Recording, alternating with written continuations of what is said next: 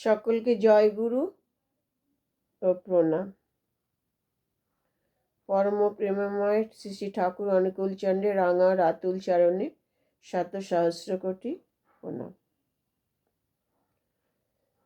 আমাদের শ্রী শ্রী ঠাকুর অনুকূল চন্দ্র মায়েদের বা মেয়েদের ভীষণ ভালোবাসতেন, শ্রদ্ধা করতেন।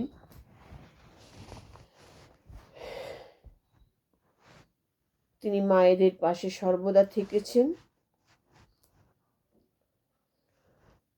মায়েদের সম্পর্কে অনেক গুণাগুণ বা অনেক কথা তিনি বলে গেছেন।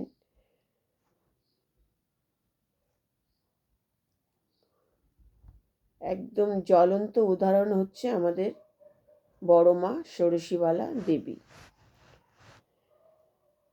আর ঠাকুরের মা মনমোহিনী দেবী। নারী শক্তি স্বরূপিণী, তাই ভারতের ইতিহাস, পুরাণ, ধর্মশাস্ত্রে নারী চিরদিন দেবী জ্ঞানে পূজিতা হয়ে আছে। তাই নারী মানবের ধাত্রী, পাত্রী, নেত্রী, জননেত্রী ও প্রসবিত্রী।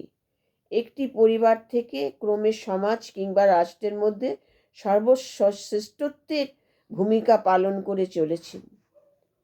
তাই বড়দা বড়মা সম্পর্কে একটা গান লিখে গেছেন। মাধুরী মণ্ডিত মমতা সিঞ্চিত দুনয়নে করুণা ঝরিছে, তাপস্য বন্দিত চরণ যুগল হৃদয় পদ্ম আলো করেছে। এটা বড়মার আদর্শ স্বরূপিণী জগৎজননী শ্রী শ্রী বড়মার একটি সুন্দর অপরূপ বর্ণনা তিনি গানের মধ্যে দিয়ে দিয়েছেন শ্রী শ্রী বড়দা।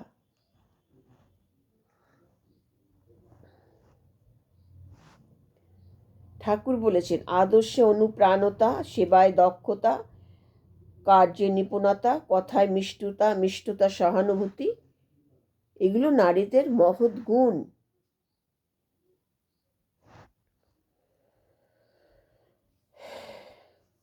পরম প্রেমময় শ্রী শ্রী ঠাকুরের লীলা সঙ্গিনী জগৎজননী শ্রী শ্রী বড়মা আমাদের নারী শক্তি স্বরূপিণী, জগদ্ধাত্রী, ত্রিলোক পালিনী। নারীর যে মূল 8টি বৈশিষ্ট্যর কথা ঠাকুর বলেছেন, নিষ্ঠা, ধর্ম, সেবা, শুশ্রূষা, সাহায্য, সংরক্ষণ, প্রেরণা, প্রজনন, এই সব কয়টি গুণ বড়মার জীবনে প্রকট হয়ে উঠেছিল। তিনি লক্ষ্য কাজের মধ্যে তিনি তার স্বামীর প্রতি কর্তব্যপরায়ণা ছিলেন। তেমনি তার সন্তানসম শিষ্যদের প্রতি তিনি যথোপযুক্ত কর্তব্য পরিপালন করে গেছেন।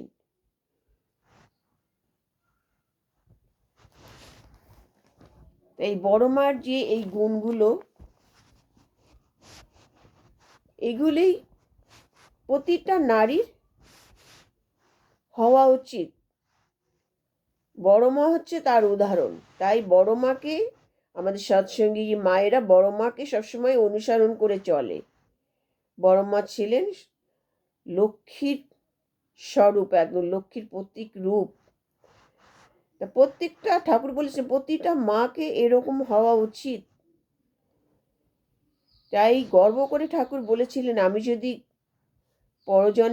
যদি আবার জন্মগ্রহণ করি, তাহলে যেন তোদের এই বড় মায়ের মতন আমি হতে পারি, এরকম কথা তিনি বলে গেছেন।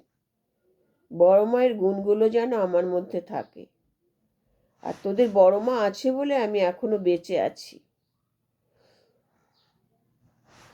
তাই প্রতিটা বড় মার কাছে যেসব মায়েরা যেতেন, প্রত্যেককে তিনি এই উপদেশগুলো দিয়ে গেছেন। সংসার কিভাবে করবে, কিভাবে স্বামী সেবা করবে, গুরুজনদের সেবা যত্ন করবে, সংসারকে কিভাবে ধরে রাখতে হয়, এই সমস্ত কথা বড় মা বলে গেছেন।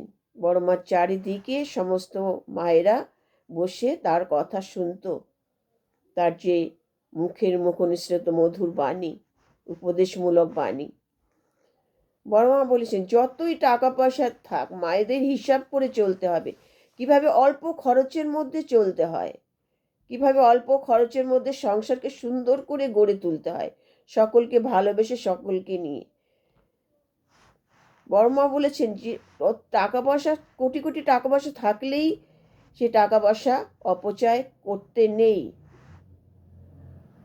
কত গরিব মায়েরা, গরিব পরিবার আছে, তারা কত অল্প পয়সার মধ্যে দেখো কত কষ্ট করে জীবন ধারণ করছে।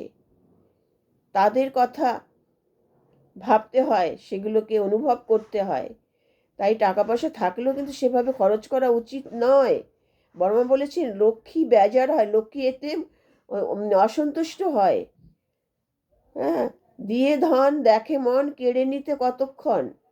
তোমাকে হয়তো ঠাকুর পরীক্ষা করছে ঈশ্বর, যে দেখি তোমাকে টাকা পয়সা দিয়ে তুমি কিভাবে তার টাকা পয়সা ধরে রাখতে পারো, টাকা পয়সার মূল্য দিতে পারো, মূল্যবোধ কতটা তোমার কাছে। তাই কখনো অপচয় ঠিক নয়। বড় মায়ের প্রথম দিকে খুবই যখন পাবনা ছিল, প্রথম দিকে খুবই কষ্টের মধ্যে বড় মাকে কাটাতে হয়েছে। কিন্তু পরবর্তীকালে যখন বড় মা রাজরানী হয়ে করলেন, তখনও কিন্তু বড় মা সেই অপচয় করতেন না। ঠিক সেই পূর্বের কথা মনে করে সেইভাবে তার সংসারকে তিনি চালাতেন। এমনও গল্প শুনছি যে যদি দু চারটে ডাল বা দু চারটে চাল ঘরে মেঝেতে পড়ে থাকতো, বড় মা সেগুলো খুঁটে খুঁটে সেই ঠিক চালের জায়গায় চাল, ডালের জায়গায় ডাল রাখতেন।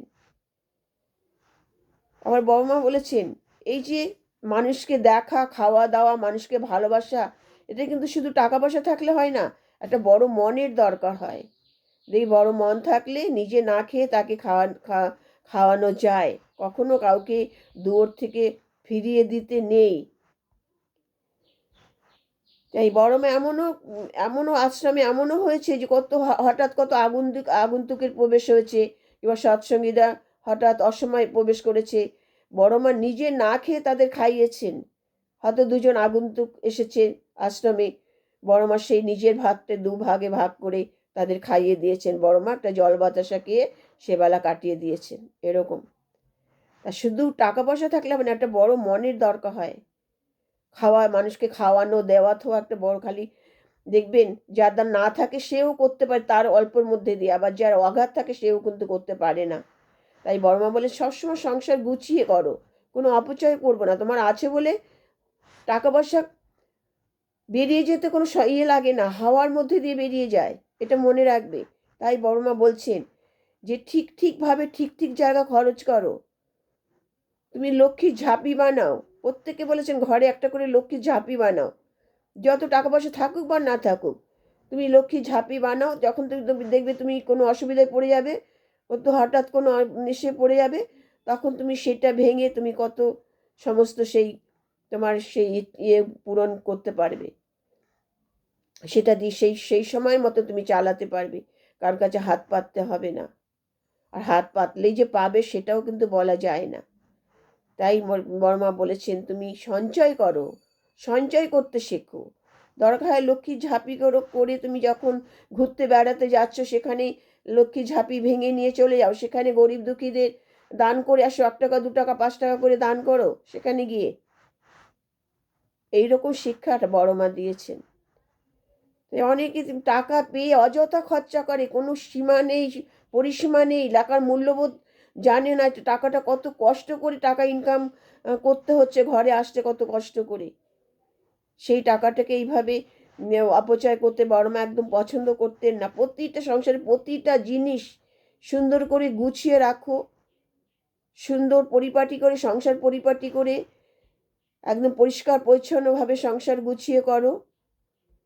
এইগুলো বড় মা শিখিয়ে গেছেন, প্রত্যেককে শিখিয়ে গেছেন এগুলো। প্রতিটা মায়েদের, কত মায়েরা বড় মার কাছে এসে কত সমাধান পেয়েছে, কত মানে মা কত কিছু জানতেন। বড় মা টোটকা চিকিৎসা যাকে বলে আয়ুর্বেদিক চিকিৎসা জানতেন। কত মায়েদের সন্তান হয় না, বড় মার কাছে বড় মায়ের চিকিৎসা মতো তার সন্তান কোলে নিয়ে পরের বছর আবার বড় মার কাছে এসেছে। অনেক এরকম ঘটনা আছে। কত ছোট সাধারণ মানে কিছু জ্বর বা যে কোনো টোটকা চিকিৎসা বড় মা সমস্ত কিছু বলে দিতে পারতেন। ঘরে বড় মা সবসময় জড়িবুটির কৌটোর মধ্যে সমস্ত কিছু থাকতো। সবসময় ডাক্তারের কাছে দৌড়াতে হতো না, বড় মা এরকম সব কিছু জানতেন। তাই জন্য তো আজকে বড় মাকে সবাই লক্ষ্মী রূপে পূজা করে। লক্ষ্মী রূপে আসনে বসিয়েছেন।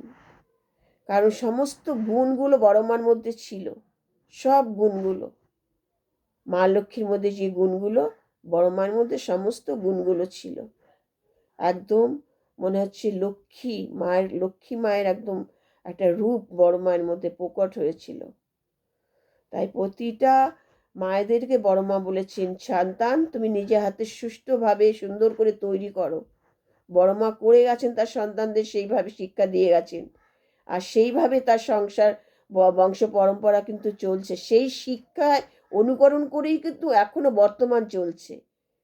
তাহলে একবার শিক্ষা যদি সংস্কার যদি পরিবারে ঢুকে যায় না, সে বংশ পরম্পরায় সেটা কিন্তু চলে। তাহলে প্রত্যেকটা মায়ের উচিত যে অতি স্নেহ সন্তান নষ্ট করো না, তাকে সুশিক্ষা দিয়ে গঠন করো। তাকে যখন যা আবদার তাকে সেগুলো করবে, তাকে অভাব বুঝতে দাও, টাকা পয়সার মূল্যবোধ বুঝতে দেবে।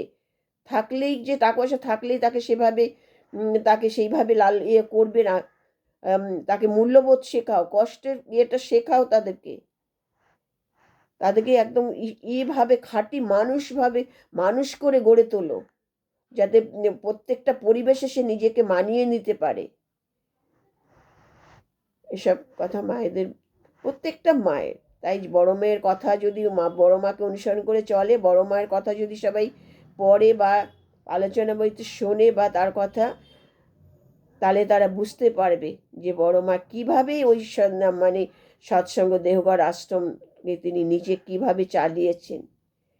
তিনি ওই বিশাল সাম্রাজ্যের সাম্রাজ্ঞী হয়েছেন কিভাবে সবাই তাকে কিভাবে এত ভালোবাসতো।